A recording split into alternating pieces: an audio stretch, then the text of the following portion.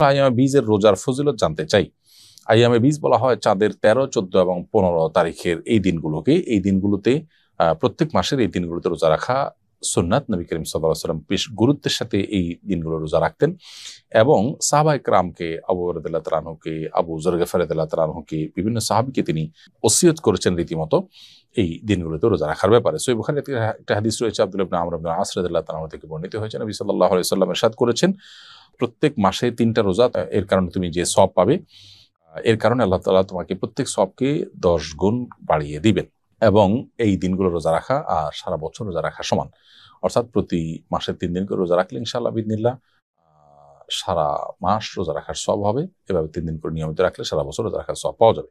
তিরমিজিতে আবু যর গিফারি রাদিয়াল্লাহু তাআলা বর্ণিত হাদিসে আমরা জানি, নবী সাল্লাল্লাহু আলাইহি ওয়াসাল্লাম ইরশাদ করেছেন, ইয়া আবু যর ইযা সুমতা মিনাশ শাহরি সালাসা আইয়াম ফাসুম সালাসা আশারা ওয়া আরবা আশারা ওয়া খামসা আশারা। আবু যর গিফারিকে নবী সাল্লাল্লাহু আলাইহি ওয়াসাল্লাম বলেছেন, তুমি 3 দিন যখন মাসে রোজা রাখতে যাবে তখন 13, 14, 15 রাখবে। এবং তিনি ওসিয়ত করেছেন। এজন্য এই দিনগুলোতে রোজা রাখা জরুরি। এছাড়া রুকিয়া বিশেষজ্ঞগণ তারা বলেন যে সেহের, ব্ল্যাক ম্যাজিক আজকাল ঘরে ঘরে মানুষ এটা দ্বারা আক্রান্ত। এটা থেকে আত্মরক্ষার জন্য আইয়ামে বীজ রোজার বিশেষ উপকারিতা রয়েছে, এর বিশেষ সুফল আছে। এই জন্য চাঁদের 13, 14, 15 এই দিনগুলোতে আমাদের রোজা রাখতে সচেষ্ট হওয়া উচিত। স্বাস্থ্যের জন্য এটা ভালো মাঝে মধ্যে রোজা রাখাটা। অতএব সেই দিক থেকে আইয়ামে বীজ রোজা রাখার অভ্যাস আমাদের করতে হবে।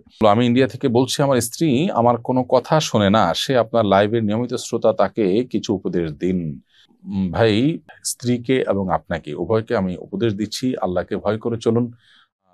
যে বোন লাইভে আছেন সেই বোনকে বলবো যে স্বামীর কথা মেনে চলা এটা আপনার কর্তব্যের অংশ। যতক্ষণ পর্যন্ত স্বামী আপনাকে অন্যায় কিছু করতে না বলবেন ততক্ষণ পর্যন্ত স্বামীর কথা আপনি মেনে চলবেন।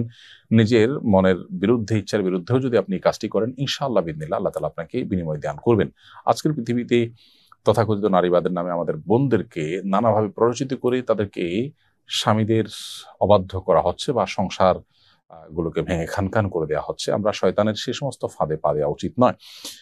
নবী করিম সাল্লাল্লাহু আলাইহি ওয়াসাল্লাম বলেছেন, 4টি কাজ যখন কোনো নারী করেন তার জন্য জান্নাতের 8টি দরজার যে কোনোটা দিয়ে প্রবেশ করা সহজ হয় এবং সবগুলো খুলে দেওয়া হয়, তিনি জান্নাতি হতে পারেন। সেই কাজগুলোর মধ্যে একটা হলো যে নারী স্বামীর আনুগত্য করে, স্বামীর কথা শুনে। বিধায় আপনি কথা শোনা উচিত স্বামীর, নিজের ইচ্ছার বিরুদ্ধে হলেও। মানুষ অনেক ঔষধ সেবন করে যেটা তার সেবন করতে ইচ্ছা করে না, কিন্তু তার কল্যাণার্থে সেটি করে। অতএব এই ক্ষেত্রে এটি আপনার করা উচিত। ঠিক একইভাবে যে ভাই প্রশ্ন করেছেন তাকে বলবো, স্ত্রীকে ভালোবাসা দিয়ে নিজের করে নেওয়ার চেষ্টা আপনার করা উচিত। একজন অন্যজনকে ব্লেম না করে নিজের দায়িত্বটা আদায় করা উচিত। স্ত্রী চিন্তা করবেন যে আমি আমার কর্তব্য পালন করি, স্বামী যদি আমার কোনো ত্রুটি করে সে আল্লাহর কাছে দায়ী থাকবে।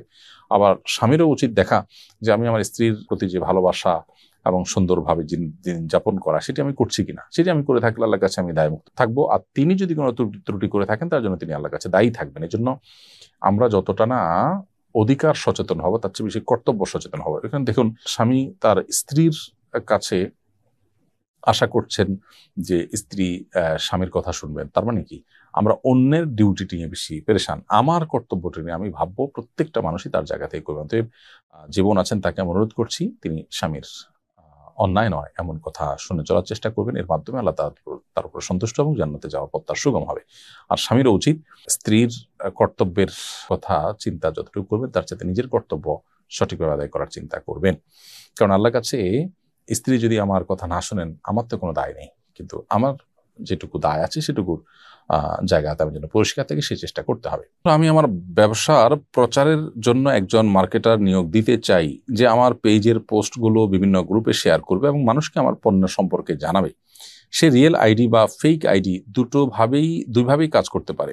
এভাবে মার্কেটার নিয়োগ দেওয়া শরীয়তসম্মত বা হালাল হবে কিনা? উত্তর হলো, আপনি যাকে নিয়োগ দিচ্ছেন তিনি যদি রিয়েল আইডির পাশাপাশি ফেক আইডি দিয়েও কোনো প্রচারণা কাজ করে, মানুষের কমেন্ট রিপ্লাই দেওয়া বা মানুষের কাস্টমারদের সার্ভিস দেওয়ার কাজটা করে, এখানে যদি কোনো প্রকার মিথ্যা প্রতারণা এই জাতীয় কোনো গুনাহের সাথে তিনি লিপ্ত না হয়ে এই কাজটি করতে পারেন, কোনো অসুবিধা নেই। মানুষের ছদ্মনাম ব্যবহার করা মৌলিকভাবে নাজায়েজ বা হারাম নয়, যদি সে প্রতারণা না করে। ছদ্মনাম ব্যবহার করে এমন কিছু করছে যেটা আসলে প্রতারণার মধ্যে শামিল, যেটা মূলত তার অসৎ উদ্দেশ্যে করা, যেটা মূলত গুনাহের উদ্দেশ্যে করা, আল্লাহ মাফ করুক, সেটা নাজায়েজ। কিন্তু এর বাহিরে সেটা যদি তার কোনো ভালো কাজের ক্ষেত্রে ব্যবহার করেন এবং অন্যায় নয় এমন কোনো কাজে নিজের ছদ্মনাম ব্যবহার করেন কৌশলগত কারণে বা নিজের পরিচয় প্রকাশ না করার প্রয়োজনে, সেটি তার জন্য ডেফিনেটলি জায়েজ আছে। আমি ওমরায় এসেছি, আমি পিরিয়ড বন্ধের জন্য ওষুধ খাচ্ছিলাম। মক্কায় আসার পর ওষুধ খাওয়ার সময় তারতম্য হওয়ায় এবং অধিক হাঁটার কারণে তফরত অবস্থায় পিরিয়ড শুরু হয়ে গেছে। এখন আমি কি আবার ওষুধ খেয়ে পিরিয়ড বন্ধ করে ওমরা সম্পন্ন করতে পারবো, নাকি 3 দিন অপেক্ষা করতে হবে? উত্তর হলো, যেহেতু পিরিয়ড শুরু হয়ে গেছে, যেভাবেই হোক না কেন এটি শেষ হওয়ার জন্য অপেক্ষা আপনাকে করতে হবে, তারপর আপনি ওমরার কাজ সম্পন্ন করবেন। বরং আপনি ওষুধ খেয়ে এখন বন্ধ যদি করেন, সেক্ষেত্রে এটা স্বাভাবিকভাবে পিরিয়ড বন্ধ করা হবে না, বরং পিরিয়ড বন্ধ হওয়ার জন্য আপনাকে অপেক্ষা করে তারপরে আপনার ওমরা নতুন করে তওয়াফ সাই করতে হবে। এহরাম পরেছেন, তখন আপনার পিরিয়ড ছিল না বা ছিল, তাতে কিছু আসে যায় না। এখন পিরিয়ড শুরু হয়ে গেছে, আপনি হোটেলে অপেক্ষা করবেন, পিরিয়ড শেষ হবে, তখন ওমরার যে কার্যক্রম তওয়াফ সাই এগুলো শেষ করে ওমরা শেষ করবেন। নামাজে মনোযোগ ধরে রাখার জন্য পরস্পর পরামর্শ কামনা করছি। বোন আয়েশা ইসলাম, নামাজে মনোযোগ ধরে রাখার জন্য অনেকগুলো উপায় আছে। তার মধ্যে একটা হলো নামাজের ডিউরেশন বা সময়সীমা বাড়িয়ে দেওয়া।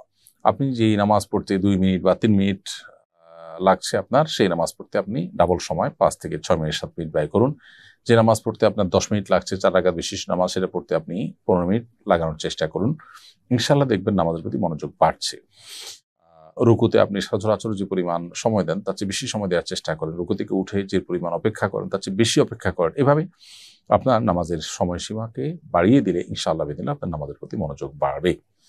দ্বিতীয়ত, নামাজে যে দোয়া, জিকির এবং আল্লাহর কাছে যে সমস্ত নিবেদনগুলো আমরা পেশ করে থাকি, সেগুলোর বাংলা অর্থ যদি আমরা বুঝি এবং সেদিকে খেয়াল করার চেষ্টা করতে পারি, ইনশাআল্লাহ নামাজে মনোযোগ ধরে রাখা সহজ হবে।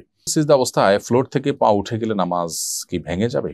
উত্তর হলো, নবী করিম সাল্লাল্লাহু আলাইহি ওয়াসাল্লাম বলেছেন, উমিরতু আন আসজুদা আলা সাবআতি আযম, আমাকে 7টি অঙ্গের উপর সিজদা করতে আদেশ করা হয়েছে।